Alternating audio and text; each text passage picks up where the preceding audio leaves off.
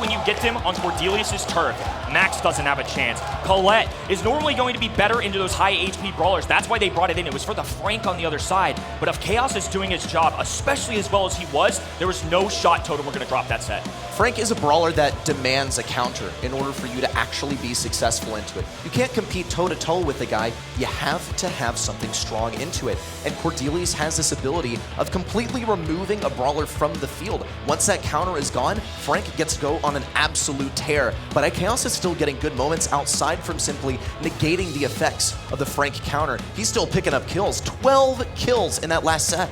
This is a really, really solid one for him, and I think he has to be instrumental in this. You know how much it means to him.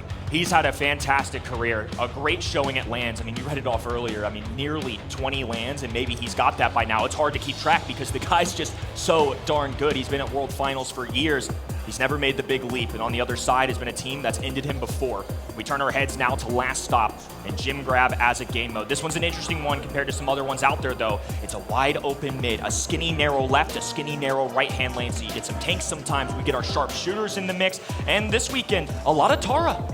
This is a map where I think we can expect to see Crazy Raccoon thrive.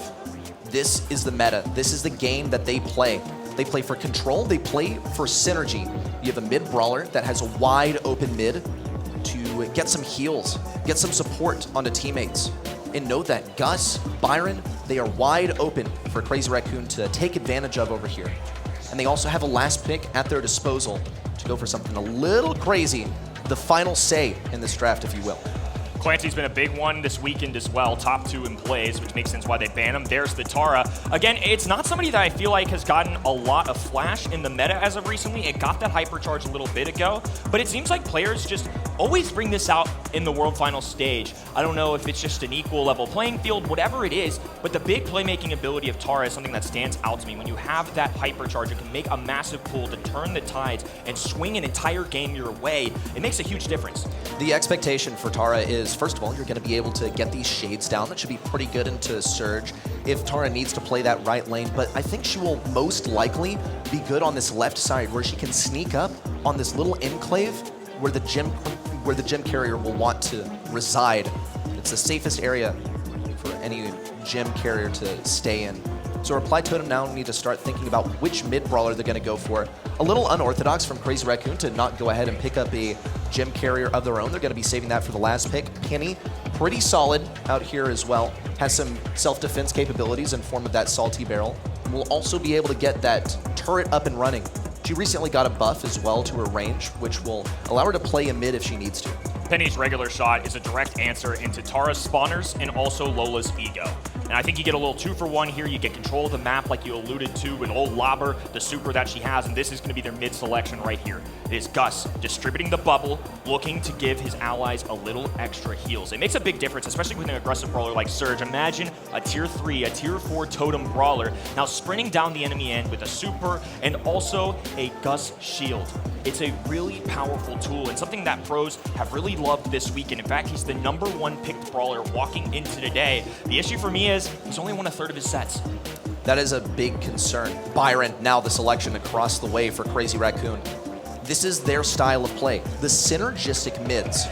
And into this Gus, I honestly think that the Byron is more likely to succeed. Into Reply Totem as well with these aggressive brawlers, Penny trying to get in close range. We also see Surge trying to sneak up some of these lanes. Byron should be able to get a KO with that super. I'm seeing a lot of potential for one of these lanes to get super buffed by the Byron. For Gus, it's going to take him quite a lot longer to charge up. He's going to have to get that super first, then he's going to have to line up a pinpoint precision long-range shot onto his teammate in order to actually give him that bubble. Moya, Maori taking the mid immediately as Maru sneaks onto this right-hand end, Tensai trying to scout him out here. Tampo, left-hand side, looking for shots. There's the first shield being distributed. No amount of tags for Maru. He needs more. He has to be able to get to this 2-2 tier 3 stage, and Tensai feeds him a little bit, but shuts him down immediately. Now they have control of the entire right-hand lane. Tensai has this super as well. Reply Totem are acutely aware they do not want to touch this thing with a 10-foot pole, but Maru's going to have no choice. He's got to go in, getting a couple shots off on Moya on the level 3 already. now has another super at his disposal, but Tensai's receiving all the heals in the world, and Totem has diffed this left side. Maori is forced back. iChaos now coming back for another try, but he needs a super in order to actually break this stalemate. Without a super, no old lobber to put some pressure to back CR up. They have to do it the old-fashioned way. Combat on all fronts, but this water makes it difficult to navigate. They have to go with a launch pad, and if they do that, they know Tara is just sitting, waiting for him. Finally, a little expansion from the red roster here, but they need plenty more space to work with and a lot of health points alongside it. If Maori collapses on this left side, that's a disaster. Tensai emerges from the bushes, still trades. Maori forced back by this attack shade.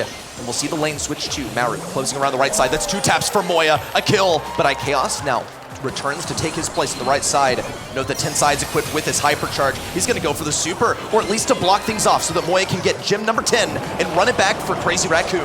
Tensai is fully committed, 6 HP, and he knows he's going down. Maru flanking left hand in. It's left to Shitapo to defend. Moya back line, holding on, fighting the clock, and plenty of Totem brawlers, super distributed, trying to heal himself up here, and he's going to hold on in game number 1. Apex Finest take the lead in this set.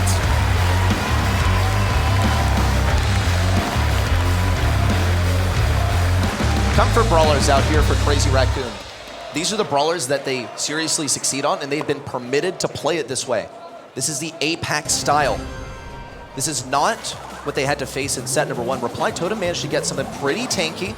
They also managed to isolate some of those lanes with the Cordelius. You just can't do that here. You see Maori go hyper-aggressive off the right side, but he's completely nullified by Tensai, using these shades to keep him on low level off the beginning of the game. A takedown on Maori does not look good for Reply Totem. We'll see Moya push in.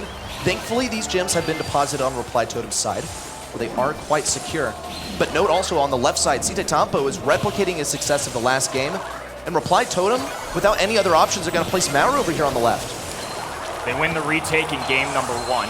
Held positioning early, got a couple kills, and now they're in line position. There's the pull, a nasty pull from Tensai as well.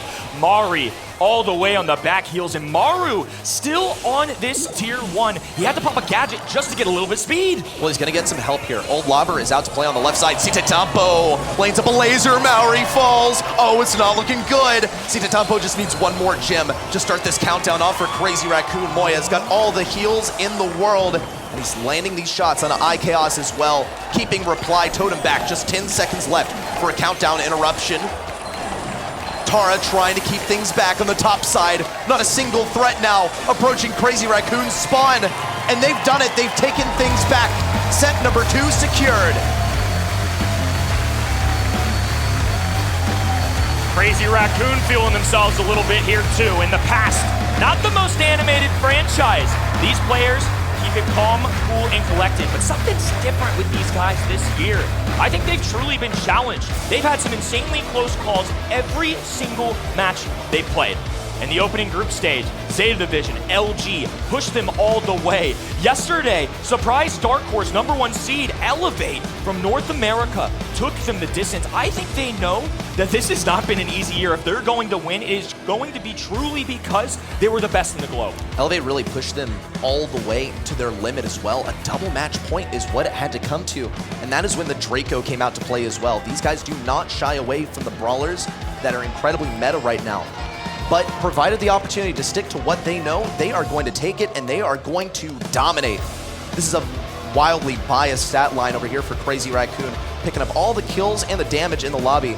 Tampo really stealing my attention there on the left side, where not a single person was allowed through, even causing an unoptimal lane swap for Reply Totem, where they put Surge over there. He's going to be outranged the entire time. His position is completely visible as well to Tampo. Not at all good for Reply Totem. I felt like it was just multiple team wipes ahead. It never really felt like Totem were in this one, because last time we had a good go. Reply Totem felt convincing in Brawl Ball, and then we turned the tide, and in set number 2, it went the complete other way. Granted, I feel like Last Stop just feels like a Crazy Raccoon kind of map. You never know, but in scrims and such, I feel like that's probably something that resides a little more with their play style. But now we turn our attention. Bells, Rock, and Knockout is where we head next. This is a very mechanical mode. This is a very punishing mode. You get 1 life every single round. A little bit wild to see this ban stage here too. Kenji, Mo, no surprises, but a first overall pick of Sprout, this raises an eyebrow for sure. I saw you raise one. Yeah, I mean, maybe even both eyebrows too, because it's just that surprising. Now, we did actually see some success on this brawler quite early on. In the group stage, we saw Semantic dominate game number 1 of a match with this brawler, especially at mid.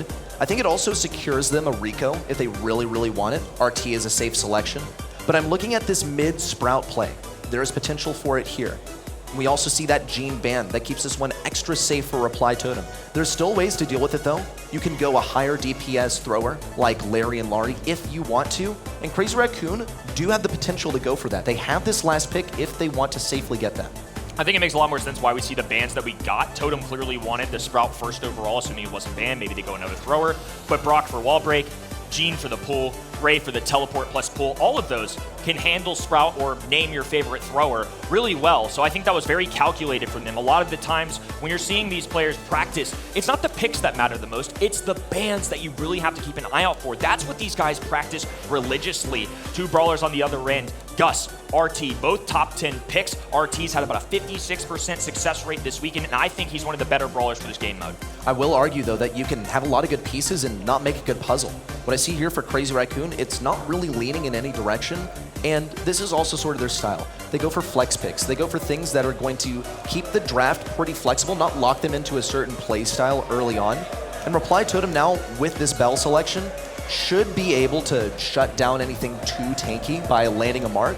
I also see potential for the bounce shot to get some value out here, even into an enemy sharpshooter, something like Piper, for instance. Rico, this is what the Sprout was for. Sprout is so good into Rico, and this is iChaos's comfort zone. We saw just what he was capable of on this brawler just yesterday.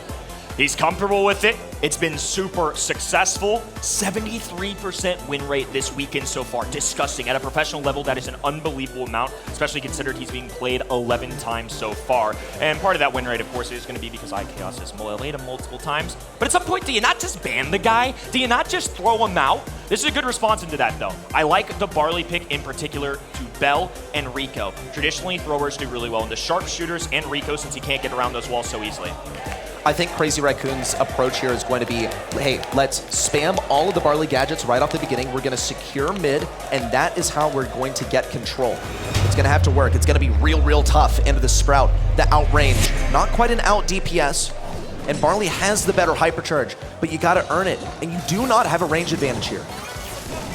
Face off in the mid to start set number 3. A very pivotal one in this matchup. Totem could do the unthinkable, take a lead and be a set away from a grand finals here in 2024. On the other end, Crazy Raccoon are just trying to take care of business. They know how formidable of a foe they have on the other end. After all, this is their 4th year in a row playing against them.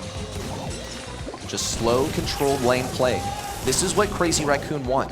Into these brawlers, though, it's still going to be quite a bit of a challenge. We'll see Totem actually the first one to get aggressive. Feeds a super to Maori, and here comes the Barley gadget to keep everyone alive. Moya also reduced to pretty low HP, and Tensai's feeling the heat as well. But note that Reply Totem are actually quite backed up. We'll see Totem now forced onto mid. He doesn't mind. He'll send over to the right side to contest Maori. It's still a bit of a mystery as to what exactly is going to happen once this poison closes everyone in. But by the looks of things, with Moya hitting all these shots on the left side, it looks a little gruesome for Reply Totem. The end game has begun. Herbal Tonic on the ground and a castle being built right hand in. iChaos releases the super. Tensai doing the same. It's back and forth. CR grab the first, but they need the last. Moru falls, and CR grab an opening round. Every single member of each team was pretty much in the poison. They did not want to go over to that mid. They know that Maori's going to have a huge advantage over there if they all close in together. Maori's equipped with a hypercharge if he needs to stay alive or get some bonus damage. And he also has this wall to block off an aggressive Shitetampo. iChaos isn't quite able to take advantage off of this. Neither team is really having any success of combining and synergizing on any of these lanes either. But here comes the hypercharge. It's a free mark for Maru on the back left. Very ideal into that RT. Huge damage on Tensai. He's forced all the way back. Throws out an emergency last call to keep himself alive. And Mari on the right side also tries to secure a kill, but is forced ultimately to back up. Chitampo, I can't believe he stayed alive right there. The jukes were unbelievable. It's so hard to bring any of these 3 gentlemen down. A perfect marker onto Moya as this fog starts to close into battle on the left-hand end. long range, sharpshooters. A cutoff on the right, there's just enough of an opening. No, a reset of the wall. Herbal Tonic on the ground. Shots from iChaos in the mid, and Mari reevaluating. They're looking at Chitampo now. They know he's a threat. They gotta bring him down. Heals going in, hypercharge galore, and it's CR holding on! Tensai survives! Game 1 for the Apex #1. What a challenging moment for iChaos. In the last moment of that round, he had a hypercharge as Rico, and it all sort of went off into the ether, didn't impact anyone. And that's due to Crazy Raccoon's positioning. They stayed on these lanes, they did not enter mid. Reply Totem didn't really have any targets to approach at that point. Reply Totem off to the races once again. They've actually backed Crazy Raccoon all the way into mid. An early pickup for Totem. What a disaster for Crazy Raccoon. Reply Totem have to capitalize now. In a 3v2 at a professional level, it's a must-win situation. You're already down a game, and now you're up in brawler count here too. Chitampo low HP, and he gets tagged up again. Full defensive stance for CR. I wouldn't be surprised if they play for the fog. See, Chitampo just wants his super. Moya could be much of the same. As long as he can deny the hypercharge, he's looking pretty good. But every single member of Reply Totem's draft has a hypercharge that they can earn another takedown onto Chitampo. Maru's looking for this. iChaos knows that his hypercharge is the most valuable, and Moya is intent on not feeding at all. Ultimately, he must as he falls. Reply Totem are up by 1 round. Excellent position for them. No hypercharges available to either side just yet, though. I think that was a pretty big fumble from CR, to be quite honest with you. Tensai goes down early, and Chitampo makes the choice to dive in there to try and maybe charge his super. Instead, though, he fed iChaos, and all 3 members of Totem were able to get their supers. There's the first one, but it's a whiff. This is a big one for CR to miss. A near miss for iChaos, too, but at least he cycled his hypercharge. We know that he's about halfway there at this point. On the right side, note that Chitampo is marked. It's going to be just 3 shots from this bell. Now, he does have a super to keep himself alive as well. It's a thing worth noting. But so far, basically a stalemate over here. Chitampo now pops the super for the bonus damage and an early takedown onto iChaos. Oh, and he goes for a 2-piece too. Chitampo insistent on this clown pin, and he's making a circus of this yet. Quite the act here as Crazy Raccoon responds. Dangerous, though. Maru can mark the RT, just gonna have to guess the lane that he's placed on. Could ideally be on that left side. It's a good thing that he hits this hyper on a Chitampo. Cannot line up any of those follow-up shots, though. Chitampo just shrugging off every single one and backing up Bell on the right lane. Maru in trouble on the right-hand side. Has to take a breather here. A battle of the throwers on the left, and of course, main man iChaos in the mid. Just looking for these bounce shots. Things getting quiet on both fronts here. Everybody's still releasing shots, but not equating to much at all. It's going to come down to the fog once again, I fear. Maru's got this mid blocked off too. You see Tensai in with a super aggressive super, and actually manages to split things up. We'll see a Sprout Wall recovered as well by Mauri.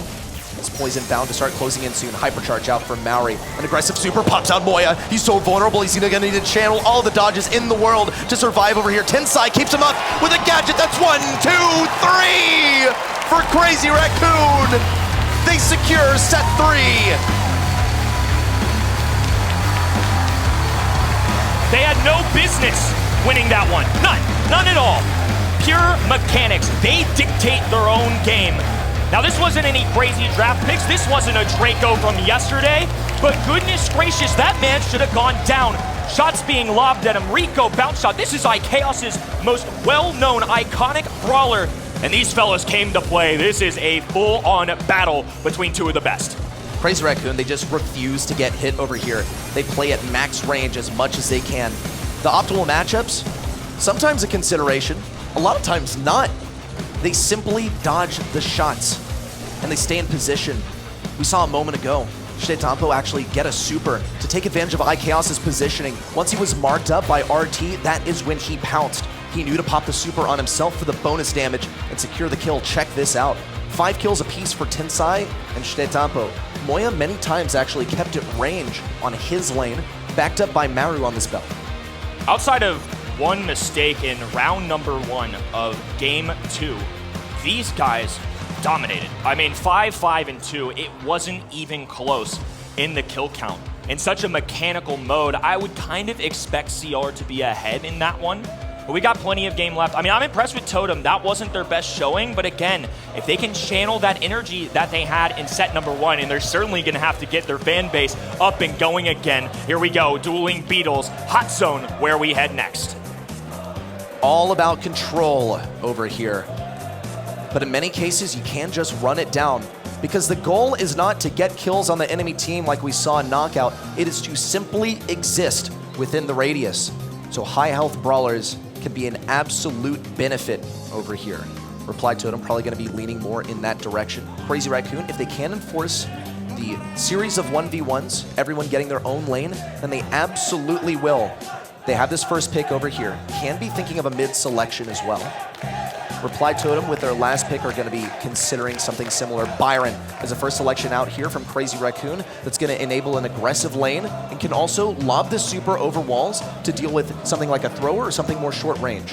Let's try and read the story of what these bands are telling us, right? I see Lou Band, I see Surge Band, I see Gale Band, and they picked a comfort brawler and one that aids tank. They want to get aggressive, right? They get rid of 2 of these 3 best tank counters, and it's something that's one of the best at supporting those tanks. I feel like they're maybe looking for the Frank, the Daryl, whatever it is. It's stolen by the other end, but keep your eyes out. I think by removing these, though, it just got a whole lot more interesting, because now Totem can get away scot-free with better Frank matchups. Well, Totem have shown us that they can run this Frank into counters and still succeed. The Cordelius is open here if they want to use it. Can be used also into the thrower selection by Crazy Raccoon, and I honestly think that a high DPS thrower can really stave off this Frank, something like a Dynamite, but it would be quite uncharacteristic from Crazy Raccoon. That brawler is almost never picked in APAC. Okay, this is unusual. So Reply Totem are going to be going for Jesse. Now, this one's unusual because since Crazy Raccoon have a thrower open, they will be able to annihilate this turret once it is placed down and completely counter the Jesse. I think Reply Totem are basically begging CR to go for a thrower here. It's really interesting. I think that Jessie has kind of slowly faded away, right? We haven't seen a lot from her recently. I don't know if I've personally seen her one time this weekend. Definitely not a popular choice. It is a hypercharge. Scrappy the turret puts a little pressure, especially on those indestructible walls. It's a lot to handle. Colette, just an intuitive answer, right? It just makes sense. You see the big man Frank, you go for what is probably left of the best tank counters in the game. Now I really want to know what CR are doing with this final selection, though. Byron's a perfectly fine brawler. If you don't go aggressive, I think it's okay. I mean, it's not like it's going to be a disaster of a comp. He's a pretty good brawler inherently, but I just feel like he's at his best when you pair him with something that's really high HP. Melody. Not what I expected, but it's a very good brawler in those fellas' hands. They do like to use this Melody as an aggro brawler because in most regions of the world, in most players' hands, we see this used to just damage a high safe, a completely idle target, and run around it, get the most damage you possibly can. It's tough to line up these nodes as they travel around you in a circle. So it's going to be a difficult execution, but this is what Crazy Raccoon as a squad are known for. So if you're Totem over here, what are you really considering? You have a tank across the way staring you down. You have a Byron that's going to provide support Cordelius. I think Totem have pretty much committed. They knew that they wanted to try and bait a thrower on the side of Crazy Raccoon. They didn't. They still got to stick with their plan. Cordelius worked out pretty darn well for iChaos on the opening set. They lost 2 after that, and then they bring back the Shadow Man. It's going to be a really tough one here. They're putting all their faith in this brawler selection here. They're taking on Crazy Raccoon with 3 of their most well-known brawlers. It's do or die here for EMEA's number 6 seed. Crazy Raccoon up 2-1 here as we enter set 4. And they're off. Reply Totem already looking for that initial control. They're going to push Maori around the left side. Early takedown on Amoya. iChaos now with the gadget forward to try and take the town. On to Tensai. Stetampo falls. And Reply Totem assume mid-control. Complete control of this map, and now they've got Frank sitting comfortably. iChaos can press against these walls. He loves being up close and personal with these guys. A hop and a skip away. iChaos survives. Another takedown for him. Here goes Shitampo dancing down the middle of the map. Byron multitasking alongside him, and somehow Maori wins. No time spent by CR until right now on this hot zone. iChaos now sending Tensai to the realm. It's going to keep him away. Even gets a takedown too. Stetampo trying to get this takedown as well. Onto Maru, consistently rushing down this Jesse, who's completely defenseless in close range. Maru now has a hypercharge, but he's kept low by Moya and Tensai in tandem. Crazy Raccoon are asserting their dominance here at mid. Stetampo cannot be stopped against this Jesse. CR climbing back up. Such a hot start for Reply Totem. Here comes a hypercharge to try and suffice the pushback there. Maori in an inconvenient location, but he gets the shot off. It's a trade. Jesse turret now placed against this wall, and once again, CR going to be tested.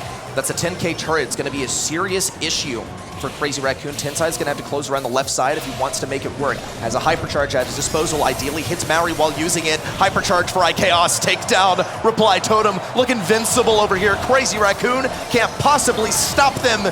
And Reply Totem keep themselves alive. Game 1, Totem. Fist bumps all around, and iChaos once again demanding help from this crowd. They need all the support they can get. They know the strength of the opponent that lies on the other side of them, and they have yet to take them down. It's been a long time coming, but Reply Totem are one game away from seeking revenge. This looks like a draft diff for Totem, and Crazy Raccoon have been staring down the barrel of the draft for as long as we can really remember. They've struggled on this so many times, but the mechanics is where they execute. Totem with the team wipe to put Crazy Raccoon in the lead off of game number 2's start. Oh, he pilots that devilish brawler so well.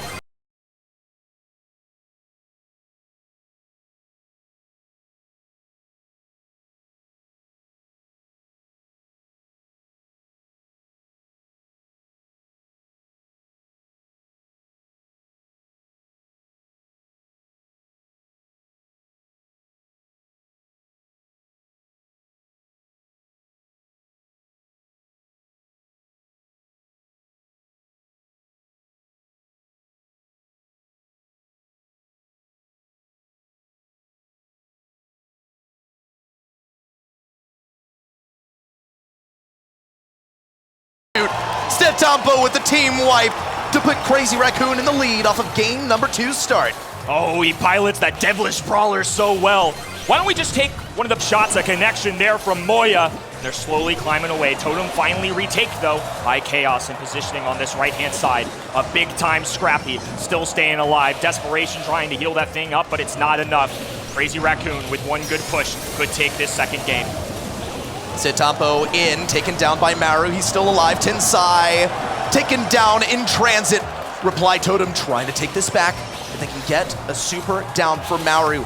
That's a great start. Maru on the left side. Bit of a suboptimal matchup. Gonna go for the hypercharge, breaking open all of these walls. Moya completely overextended on the right side, but Maru's in between a rock and a hard place. Here's a super down from Moya for the kill confirm. iChaos looking for all the dodges in the world. It doesn't look very possible. Maru taken down.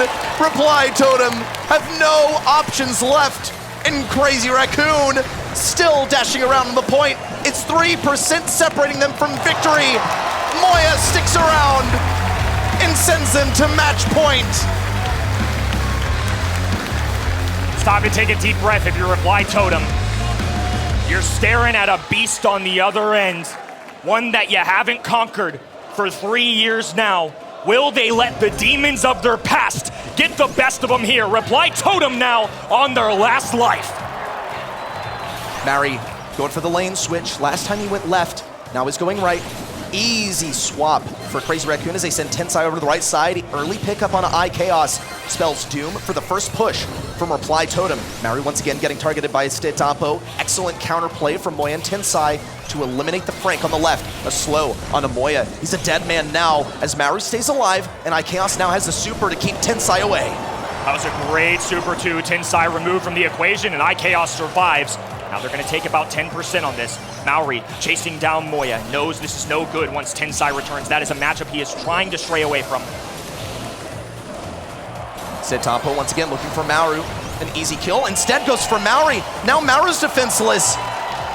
Totem and Moya combined to isolate any options of escape and a complete pinch. Now Reply Totem regroup for another attempt. 3v3, iChaos takes down Totem in the realm. Here comes the hypercharge turret out. Tensai can't take it down. He cycled the super and has a hypercharge for the next push.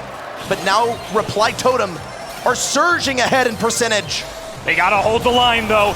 This is what Totem does best. When back's against the wall, he relies on the two fingers by his side, and it's ZR climbing up once again.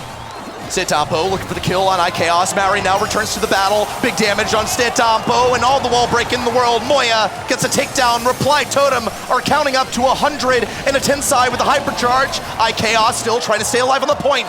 It's 3% left for Reply Totem. Can they do it? It comes down to this here. CR in prime position to hold on. It's a major comeback. And for their last trick, the Mechanical Wizards will make Totem disappear.